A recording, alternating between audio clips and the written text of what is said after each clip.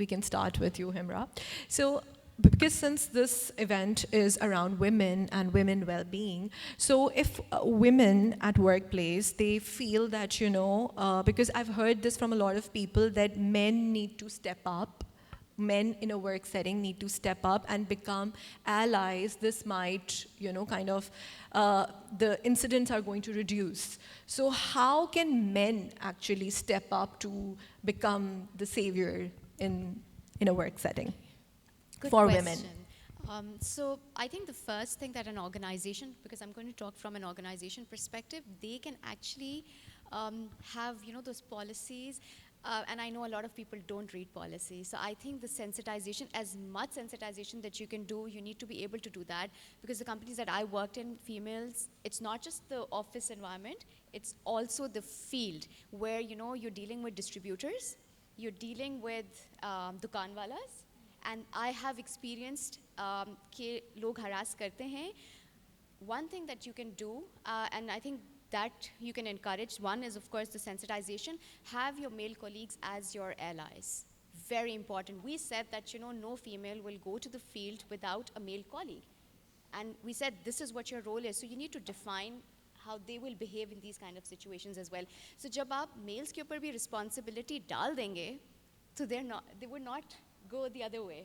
See, because now they're responsible because the organization has put in another task on them. So I think you just need to make people aware and make sure that the allies are there.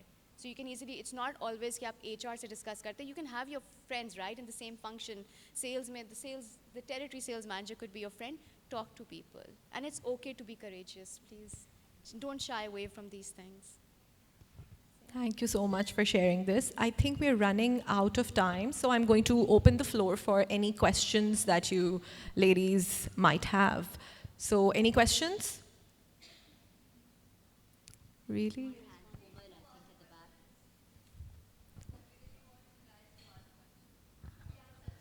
Do we have a mic on the floor that we can take to her? We had one hand at the back. Hello?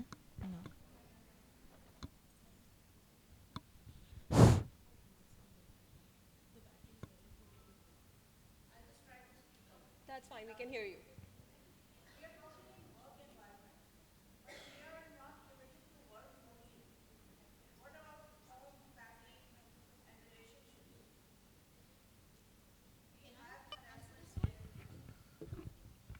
Thank you for asking this question because I was actually thinking about it because the initial experience I had was from a doctor, an orthopedic surgeon. And I didn't realize it till the time I went to my office and my colleague made me aware that he was trying to sexually harass you. So I'm so glad that you've asked this question. Thank you for this. And I think now you've been made aware, right? You read more about it. And my request would be your daughters, your sons, your sisters, please make them aware of this and always have allies. It's not just the workplace, but outside of your workplace as well. You need to have confidence. I know females के बहुत सारी best friends होती हैं, they talk about a lot of things. Make them your allies. So when you need them, and especially when you're shopping, etc., what I do as a female, I always share my location with my father. So we're very clear within our family, okay, this is where I am. Something could go wrong. So at least you have people around you. So you need to also build your safety net. And I think it's all about creating that awareness. You ladies have this opportunity here. So make the most of it by spreading this.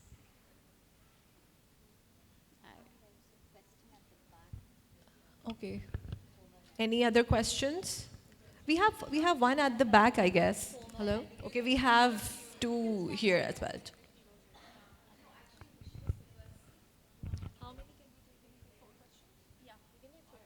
Hi, my name is Hareem and I'm from AKUH. So my question is with Lala Rukh. I want to ask that you just said when somebody reports, you just really need to be mindful about the person, whoever the victim is. So have you come across any such case that, yes, the person reported, and then after they reported, they literally had to face some sort of circumstances from their abuser? And what was your strategy to protect them? How did you actually make sure that they were protected? Yeah, so I think that's a very good question, right? And a follow up to what I said. So, protection from retaliation. If you have made a complaint, you have to then be protected that your job's going to be secure, that you are not going to face retaliation for the fact that you came forward and complained, right? So the law protects you. That's fun. So as a complainant, you have rights under law as well. If you are facing retaliation because of a complaint, you can file a complaint against the person. There is criminal charges and repercussions under the Sexual Harassment Act, which protects women. So there is the legal recourse that can be taken, and your company can assist you in that. Otherwise, from a company perspective, again, depends on company policies, but so we have a security concern as well. So a lot of the times, if there is a victim who feels like, now I am scared that I may have retaliation outside, we can have things like ensuring that the person so suppose somebody, and now I'm giving a hypothetical example because I don't want to quote any real life examples, but suppose we fire somebody on the basis of sexual harassment. They've been fired, now they're after this girl who made the claims against them. So what do we do? How do we protect that girl, right? So one of the things you could do is also help in restraining orders from the police. You can say that this person is being victimized outside and we want to ensure that this person is nowhere near them. So you can help that. You can actually have conversations with the person themselves saying, look, we will take XYZ action against you if you are doing this. You can also provide them temporary protection. So if they're going out to their car, walking outside, that can be stationed protection for them as well till the threat abates. So if there is a threat, we should be as organizations going out of our way to ensure that that threat is looked at from outside the environment and just outside the workplace as well. So we offer that support. If you're not getting that, you should be talking to your organization about it. If the person has been terminated because of your complaint and you are being approached outside, again, make sure that you are keeping all the evidences and then make sure that you are exercising your legal rights. Know the fact that in law you're supposed to be protected. Know the fact that there is a criminal procedure against a person for harassing you, because this is now outside workplace harassment and is going into general harassment of a criminal nature. And then you need to have the rights to file those complaints against that person. So can organizations be penalized if they're not taking any action against a harassment complaint? So no, there is no penalizing body who you can complain to, like this big body who's saying, no, I'm going to penalize you. But you can bring a case against your organization. Yeah, so you have the right. Yeah, and then there are damages under the law as well. So if you feel like your company has not lived up to what it has promised you to do, you can bring a case against your company for not upholding those rights. So you have the recourse under law. So there is a federal ombudsman as well who deals with this under the law. So you can take that course as well. But a lot of the times, women will always say, and men will also say that, when we take action against our company, we become blacklisted कि ये तो हमेशा case कर देती है या case कर देते And हैं. also it's expensive, right? To put up a case forward against an organization. That's why people are reluctant to do so. Yeah, in our country, we actually don't have employment laws for the management cadre of employees. We have labor laws, which are only for laborers. And what we have for management employees is what we call the master-servant contract, which is that the contract of your employment is what governs your relationship with your employer. And all the policies that are under that also govern your relationship with the employer. So if there is a policy that your employer is not upholding, then you have a right to go against the employer for that as well. Okay. But there are lawyers and organizations who will give you very good advice for free as well. Legal Aid Society is brilliant. They do excellent work. There are a lot of good female barristers who are going to do a lot of these cases pro bono. Look out for the communities. Ask for, who will be helping. So I've got a very good friend, Zara Vayani, for example. I send all of my maid's key divorce cases to her. So that sort of stuff. There is a lot of good work being done. You just need to tap into your systems to ask where you can get that help. All right, let's just take one last question and then we'll wrap up this discussion. Okay, Hi. we have one standing in the back. Hi, my name is Komal Ali. I work as a head of tax for Wafi Energy, now Shell Pakistan, previously Shell Pakistan. So my question is that whenever we talk about harassment, we often see a female as a victim to the case, right? But it's unconscious bias also. I work for the organization where a female boss very conveniently used to harass verbally to all the employees, including male and female.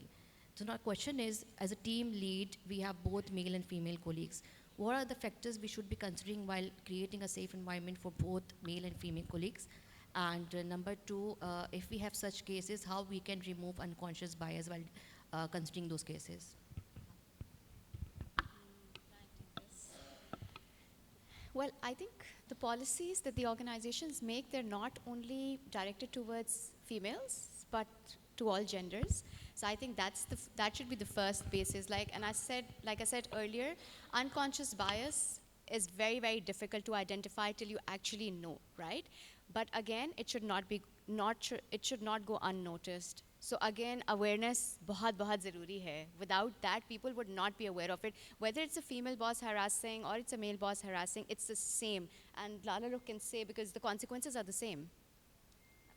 I want to add one thing to it, because when we are doing awareness sessions or sensitization sessions, make sure that all male colleagues are also there, because a lot of time males feel very shy. I'll tell you one incident. When I got this role, there was this one junior intern. He came up to me and he's like, I'm really embarrassed to share something.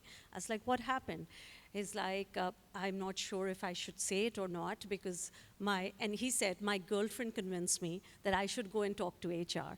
I wasn't comfortable doing that as a guy, that I've been harassed, and that too by another male colleague.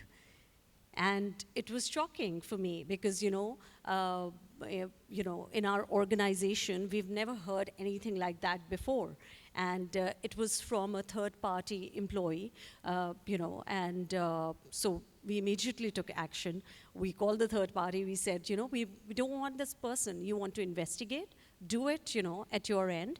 But we don't want this person in our organization. And it happened to him like a couple of times, because the first time it happened, he felt it, okay, like a buddy, he was coming and touching me, but he started feeling very uncomfortable, and he would do it very often to him. He would come from the back and grab, his chest, and he would do it very often. So, yeah.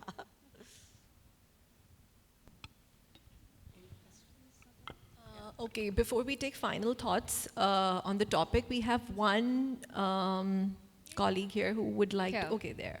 She wants to share a story, I believe. Yeah, because Okay. we have been talking about harassment and everything, so I just want to narrate an incident that I encountered myself, and I actually fought it off, and the results were very fruitful.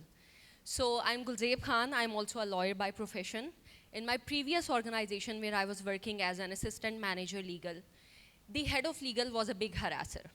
To be honest, the harasser and a bully as well. Not only with me, but along with the entire team. He had his own internal battles and struggles and complexes that he used to vent out on the team, and eventually it trickled down to all of us. So we are all going through that drill since more than a year, and it was all too exhausting for all of us. One day, out of the blue, when we were literally done by that person, I came across his profile wherein he used to claim that he is a lawyer because he was heading the legal department. And I encountered that he only secured the LLB degree, but he was not a licensed lawyer. Of course, Lala Rukh can relate to that where the difference stands. So I actually made out an entire case against him. I firstly went to HR, I reported. that he has been harassing us for all of this time. We have evidences as well. We have documented emails and chat messages with us. But one violation that he is doing is that this person is not even competent and entitled to be the head of legal. Because the Sindh Bar rules very clearly state that you have to be licensed with the registered bar council of that province. The HR, the GM HR of that time, and the line manager, the head of legal, were very good buddies, so no action was taken against them. In the meanwhile, I started applying elsewhere because my mental peace was above everything. I, alhamdulillah, secured another job. And right before I was moving, I told my line manager, the head of legal, that whatever you have made your team go through, you will be facing the karma very sure. So I made an entire application to Sindh Bar Council. I submitted that, and I invoked their rules that a legal advisor cannot be a non-licensed person. Sindh Bar Council wrote the letter to that company, and they asked them for explanation. An entire show cause was issued to him, and later he had to resign and leave the organization. Till now, he's searching job in any of the legal departments, but unfortunately he's not securing any. So maybe he'll be reflecting now on other departments. But the basic purpose to narrate this whole incident was that if you actually try to speak up, you will get the results. So it's all up to you how you foresee it, how you tackle it, and how you strategize it. Thank you. Very brave. Thank you so much for sharing this story with all of us. Final thoughts, and then we wrap up. Okay, so I'm going to leave you with two final thoughts, right? So the first one is around what we talked about, men and their allyship, right? And Charlene has heard this because she's been on a few panels with me a few times now. But what I've come to realize, being in leadership for a while, is that because we don't have critical mass, right? There are not enough women in leadership position.